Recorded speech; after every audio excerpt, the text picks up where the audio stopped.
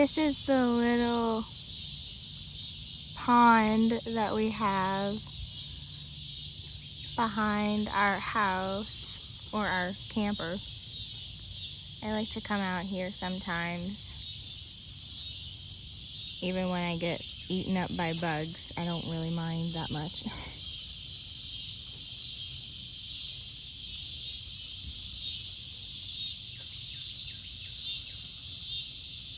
I like to come out here to self-regulate and relax. I work nights, so I don't get to get a lot of sunlight. Sunlight is actually really important when it comes to mood, and studies have shown that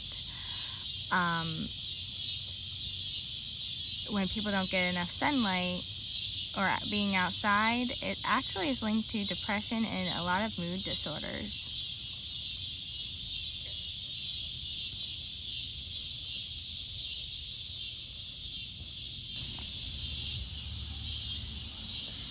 So anyways, I like to come out here sometimes and veg out, because it's usually, it's been raining lately, but I wanted to also clarify on emotional regulation. It's very helpful to think about consequences, and a lot of people actually fear happiness because they view it in terms of, they view happiness as a negative consequence instead of a positive. Like, they view it as something that they're solely responsible for, and I don't really agree with that.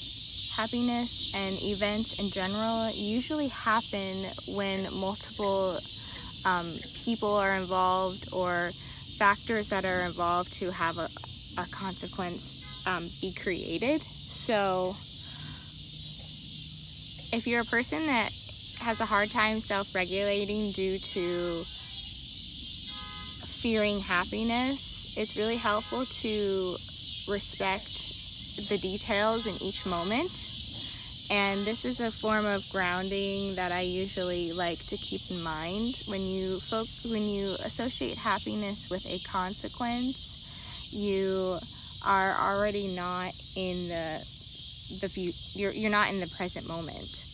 And so I like to think that you get to pick your consequences. So let's say, for example, you are a perfectionist. Like, that's like that's like one of your personality traits, right? So instead of going against, oh, I'm not a perfectionist, you actually want to own that you're a perfectionist and look at the positive details and how that perceived negative trait is actually a positive one. So not only are you not lying to yourself, but you're also using what you already have instead of trying to put in more work and more energy to create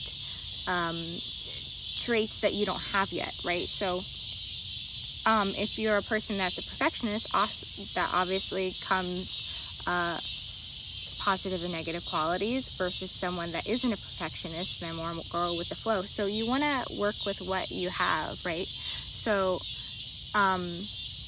I think that a lot of self-regulation, emotional regulation, is people just don't know how to work with what they have. So you want to acknowledge that you have certain gifts and certain strengths, and you want to be able to use them. So even if it's let's say that you are a person that might have a lot of bullying tendencies, or you just tend to be really overpowering or overbearing even though you might not mean to. Those type of people are obviously very headstrong, and they do in fact have a willpower about them that gets them further than somebody that maybe is a little bit more meek and doesn't have as much strength in the mind. So you want to actually focus on the benefits of your perceived negative qualities about yourself, and this will give you more of a generalized positivity about yourself, or positive focus. I think that a lot of emotional regulation. It has to do with we're just focusing on the negative about ourselves. And then we end up seeing ourselves in a really negative light. And then other factors, you know, come into play. So, emotional alchemy. Focus on what you have and what you can work with. So thank you guys for joining me today, and I hope you enjoyed this beautiful view outside, and I will see you on my next video.